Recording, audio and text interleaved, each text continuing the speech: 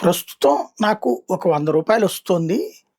ఈ రూ. 100కి సంబంధించినటువంటి వ్యవహారం అంటే రూ. 100లో రూ. 30 నాకొస్తుంది. రూ. 70 అవతలోళ్ళు తీసుకుంటున్నారు. నాకు 50 జేసేయండి. అప్పుడు ఇద్దరికి సమం అయిపోతుంది. ఇది ఇప్పుడు తెలంగాణ చేస్తున్న వాదన.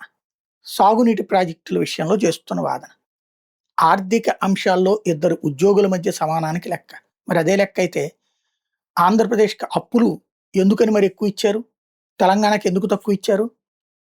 అలాగే వనరులకు సంబంధించి కరెంట్‌కి సంబంధించి తెలంగాణకి ఎందుకు ఎక్కువ ఇచ్చారు? ఆంధ్రాకి ఎందుకు తక్కువ ఇచ్చారు?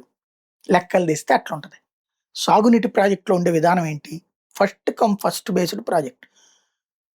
ఆయకట్టులో మొదట ఏ ప్రాజెక్ట్ కట్టారో వాటికి నీళ్ళు ఇచ్చాక మిగతా వాళ్ళకివ్వాలి. కేటాయింపులు అట్లాగే ఉంటాయి.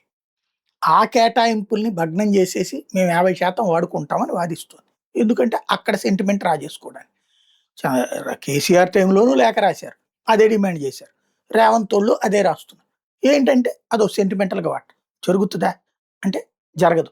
కానీ ఆ పేరు చెప్పి కనీసం ఒక రూ. 5 తీసుకున్నా సరే, రూ. 5 వాటర్ తీసుకున్నా సరే సాధించినట్టే గదా! అదే వాళ్ళ ప్రయత్నం.